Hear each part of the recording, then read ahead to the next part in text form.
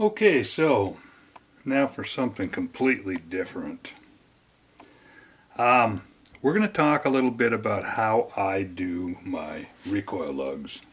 Now understand, I use quite a few different recoil lugs and I modify them a lot. I use some of them for rings. This one here is ready, trimmed down, ready to go in, get glued on, and spun out in the lathe. And turned into a collar.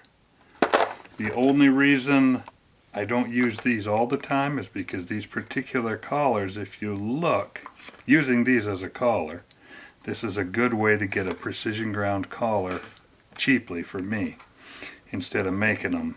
And as we go through this, we'll explain why I believe the collars are important. But notice between my thumb and forefinger that flat section.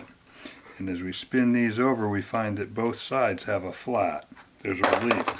The only one that I have found of the, 20 different styles I've used, is this particular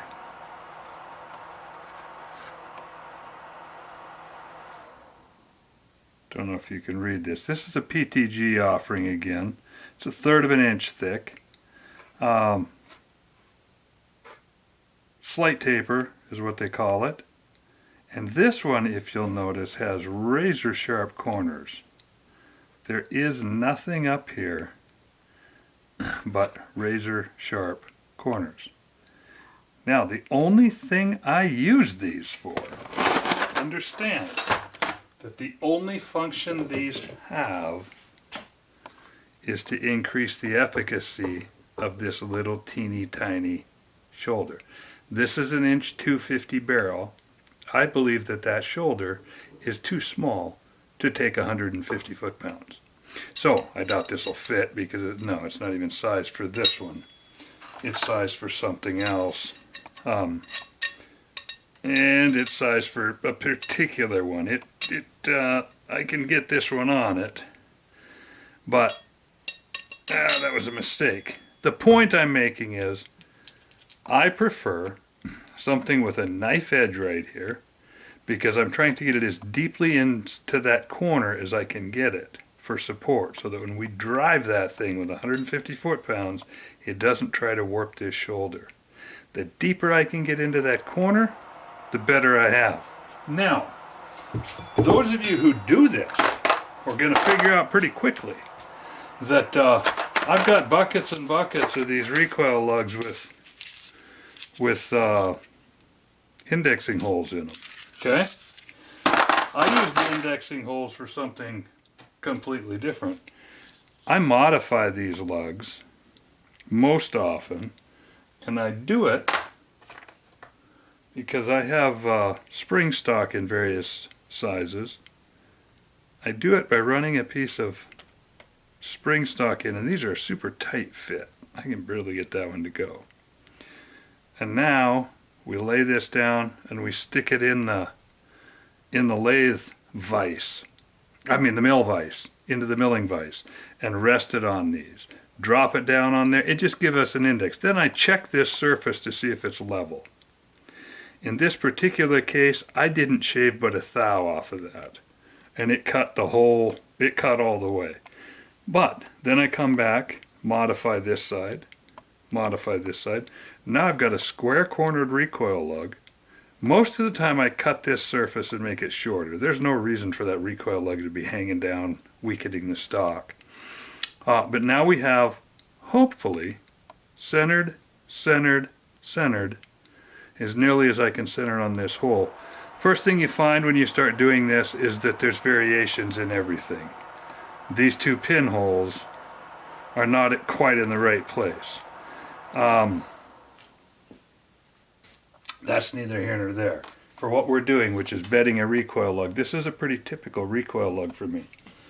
Now, this is where it gets interesting, folks. My action wrench has been modified. This is just a Brownells action wrench. The white stuff on there is rosin. Got a bunch of indexing marks on here because I'm playing with a bunch of ideas.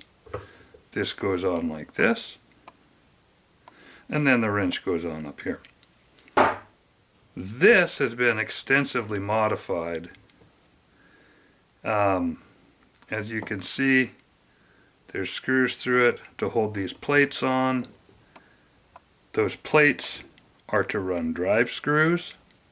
The drive screws allow me to adjust that recoil lug and allow this wrench to tighten down. All of the recoil lug, let me stop here. Brownells offers, this happens to be a Remington cap. They offer them with various recoil lug cuts. There's a factory one, hasn't even been modified. It's got probably fits the Remington factory, or maybe Remington and Savage. I've got see parallels here. I'm sure it's a universally attractive thing. My problem is I modify these things, like for instance, since we're on the subject, this is the one that I have modified to use on my Nuvo.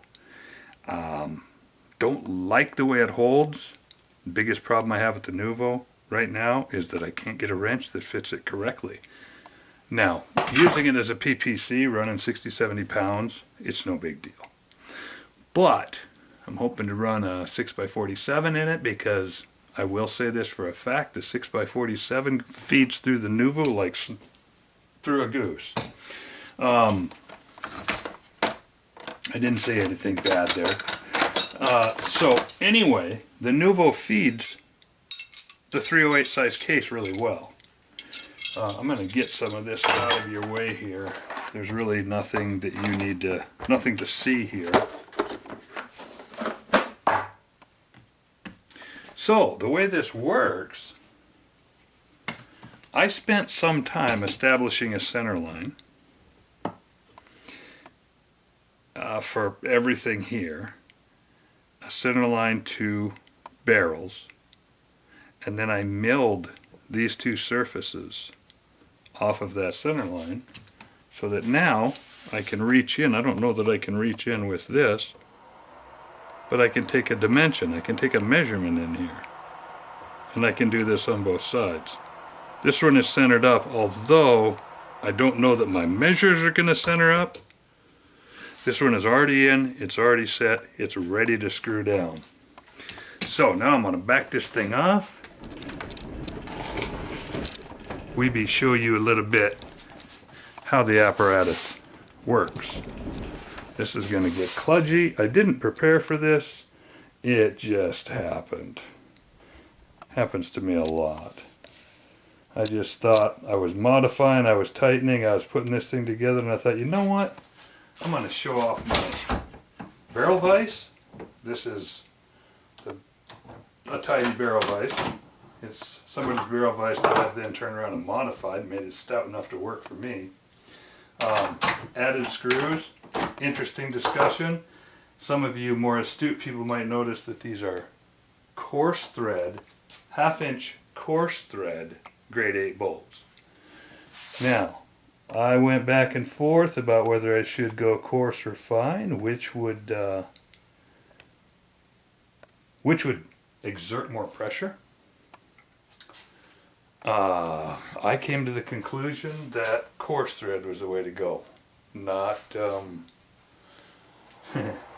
to argue that. If somebody can show me some proof that there's a better way to do it, I would no doubt leap all over it, because that's the kind of thing I do.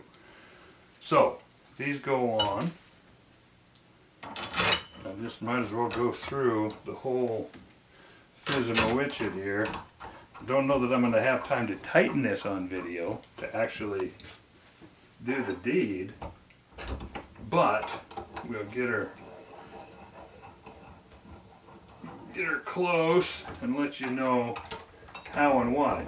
Again, this all stems from the fact that I'm running systems. Right now I'm playing with a big 338 that's just a monster. It's well, a monster in a non-belted cartridge. It's bigger than the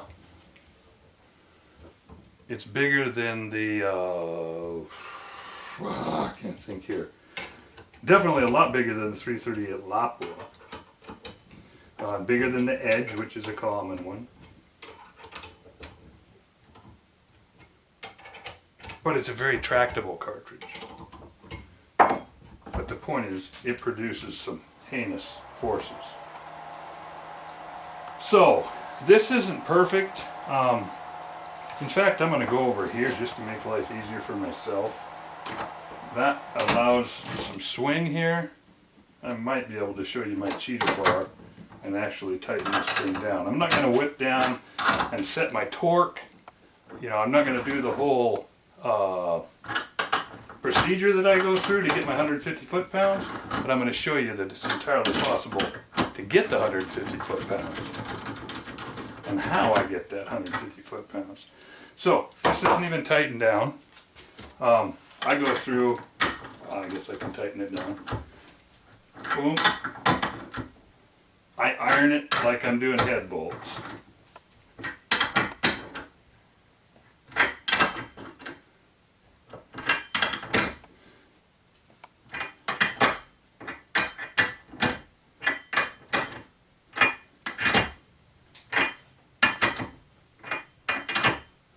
Okay, you are not going to slip this. Now, Mr. Leverage comes in.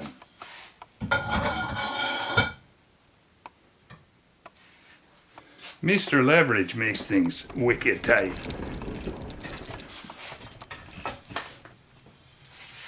You get out here, 150 foot-pounds becomes really easy when you're out here, and you only need 50 pounds out here gives you your 150 foot-pounds in there. Lots of advancement. Just be aware that if you're going to do anything like this, if you're going to get a big barrel vise, and if you're going to get a big old hunky monkey here that you can hang a weight on, to get a good, consistent, repeatable torque, I've got some things figured here where I can walk this thing over, set it up correctly, hang a cinder block on the end of it, and it'll just properly lubed now. It just goes down, whoop, hits my 150 without any kind of gunkiness. So, the big key is the fact that I've got this adjustment in there so that I can chase that recoil lug down against my shoulder. Because once you go through thinking about how this actually works, when I'm taking, I'm going to show you one, there's one right here that's spun down. This is, I just grabbed it off the bench because I'm going to be putting it on here. This is an example. The top side, once I degrease it, and take these marks off and wipe it clean, it'll be completely unmarked. This will just look like a recoil lug. But on the bottom side, it's a recoil lug that's been spun off, and I'm using it as a collar because look at that tiny little bearing surface down there. I can't show you this because I've got here, we have an enormous inch, boy, I'll take this in a minute. We have a nice big honking bearing surface here. I've made a big bearing surface here so I can go clear to 150 foot-pounds, alright? But on this side, we didn't have. We were down to, I think this one is under inch 20. This is an LV barrel, and they're only designed to be tightened to about 50 to 70 foot-pounds. I'm having trouble finding the camera here. But anyway, this is just a whip together scenario just to show you what I'm doing and why I'm doing it. Often I use, just earlier in this video I was showing you one of these. This is that wicked square cornered guy. I've got it cut down. I've actually got it threaded for something else. Doubt anybody's interested in that. But these little guys from PTG have got a wicked shaft going on down there. These have no relief whatsoever. In fact, they're hard to get started. And maybe that's why these are older ones. They also measure slightly over there, like an 1.32 inch. I like an 1.35 inch. They're slightly bigger. How do I get this? Let's just find out what this thing reads to show you what I'm doing here. Yep, this is still an 1.2 inch shank, and this is an 1.3 inch. So we had our close to 100 thou, 1/10 of an inch here, and this goes up another 1/10 of an inch, and then the action face will come in and be another 50 thou, 1/2 of an inch bigger again. And as these stack up, if there's anything going to yield or give, it's going to be this shoulder, this shouldered area right in here. And let me get back to where we can see it. This shouldered area right in here could give way, but I'm pretty impressed with this 680 that we've been. Somebody turned me on to Loctite 680, and I've got to tell you, I've put this sleeve on, got a good fit, degreased it well. Well, not well, I just wiped it with methyl ketone or something. Got it degreased, glued it on, and I have gone. This one here is a different timing scenario. It's going to be tightened to a pull down. I have another way of timing it. But suffice it to say that I have taken 3 of these now. This one's 1/3 of an inch. This will hold. I can stick that in a lathe and just turn it completely round. I could taper this, I could disappear it, I could make it be gone. What I would really like is to be able to get these, which start out as this. This is a great recoil lug, and it's got a nice surface for doing what I'm doing, but notice that enormous cutaway. So I've got to grind tool bits or use tool bits and try to, it would be perfect in my world if you could get these wider ones. These are 1/2 inch wide. If I could buy these with sharp corners, that would be a lovely thing. Then I just turn this off or use it. In some cases I use them. Seems like more material, more moving parts, more things that can break and go wrong, more things. Everybody's going to say, why do you think you can increase accuracy by adding another moving part? Well, this isn't a moving part. This is a part that gets stuck on with a glue that I'm getting pretty fond of. This is about where I cut a lot of them down, especially if I'm using some aluminum. This is from old builds.